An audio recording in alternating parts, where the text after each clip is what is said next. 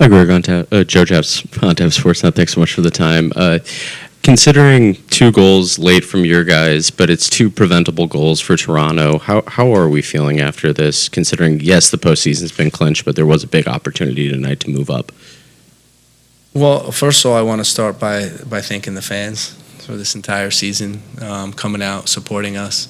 You see today, the environment, it was rocking. I mean, that was the loudest I've heard Soldier Field, and it's the last home game of the season. So, you know, it's ironic that our last home game was similar to the first home game where we give up a goal late, and it is disappointing because, you know, I talked to the guys. It was really a tale of 2 halves where we came out sleepwalking, and no matter what we said about what Toronto was going to be like and how difficult the game was going to be, it's like the group didn't believe it.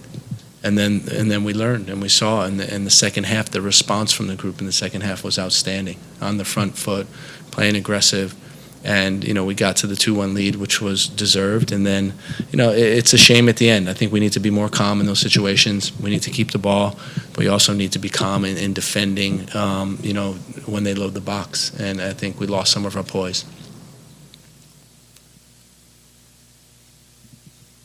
Hi, Greg. Tim Hatziman, Red 97. This was the first time the Fire have trailed since the loss against NYCFC. Is there a valuable lesson to be learned about, like, conceding and then having to battle back, even if it ends in a draw like that? I think there's a couple lessons to take. I think the first one is, you know, we're very average when we don't bring the required energy and work rate, and that was the first half. No movement, no running, no movement off the ball. The first goal is a shame. It really is. It's our corner kick and they score, and we have opportunities. And then you see the second half, the difference in how guys are getting back and recovering and getting to position. So, you know, I think overall we'll learn a lot from this game, and it will help us moving forward. Hello, Adam from LMD Media Group. You know, after a lengthy playoff drought for Chicago, just what does it mean for you and the club to just bring playoff soccer back to Chicago, and how does that reflect the progress from this season? The guys have done a great job. The players, the entire staff have done a great job of really building a team, building a resilient team, a team that can compete, and it shows by where we are in the table. You know, we score a lot of goals. That's another thing that's important for the fans to enjoy coming to the stadium and seeing goals. So overall, I think we're happy. It's a good step. It's an objective that we reached, but we want more. And you know, that's why the result today is disappointing. But you know, it's almost like nothing's changed, and now we go into with 1 game left, and we play for everything.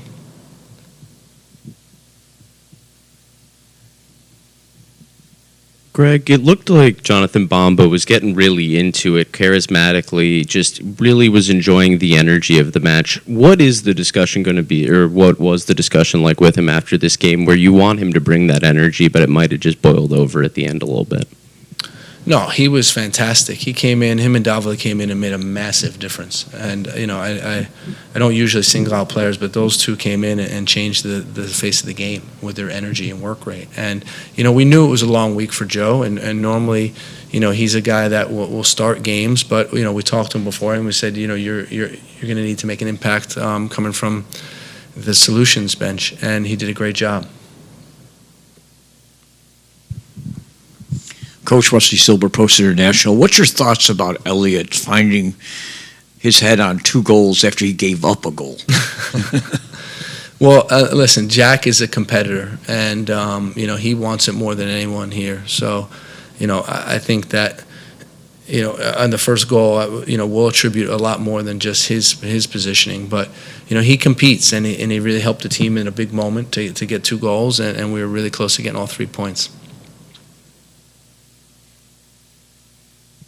But Toronto tied for the 8th time in a row, right? Yeah, 9th.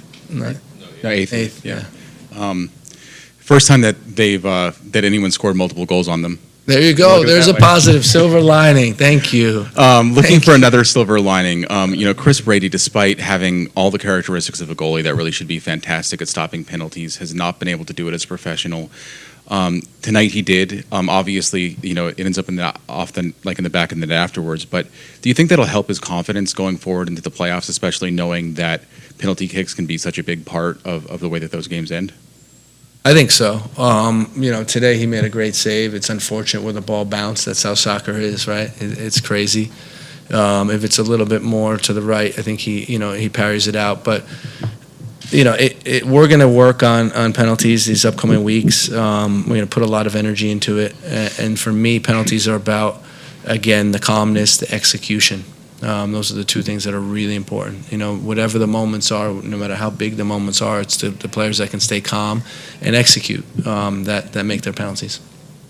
Hey, Greg, speaking of execution, Philip Sinkernagel sets the Fire single-season record for goal contributions and assists tonight with 2 assists. How shocked are you that he's been able to perform this well coming here, and just overall thoughts on his season as he's set Fire history? I think it's an incredible season.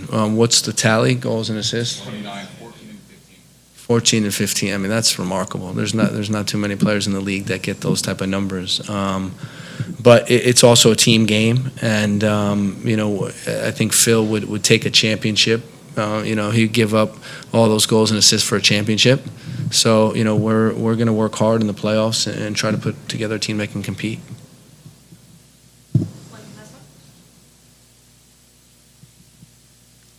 Earlier in the season, actually starting with the game against Toronto back in March, the Fire played 3 homegrowns in the midfield. They started again tonight. Brian Gutierrez, Sergio Orhel, and Mauricio Pineda. They hadn't been in the starting lineup for a couple of games. They were back tonight. 2 of them are very young players. Can you talk about what you're expecting from them in the last game of the season to be able to come into the playoffs the right way? I think that, Guti, and I spoke to him about this, has been making an amazing impact in these last games. Think about the penalty against Minnesota that he got. He won the goal against the goal against Miami that he got, and every game he's been dangerous. And we're hoping we'd have the same type of danger when he starts the game, and he had a couple good moments.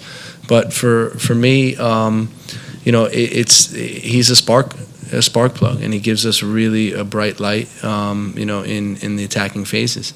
With Sergio, it's a difficult time of year. He hasn't been getting enough rhythm and playing time, and it showed a little bit. He's still a guy that can control the game when he's at his best, and we're gonna have to see how these next couple weeks go.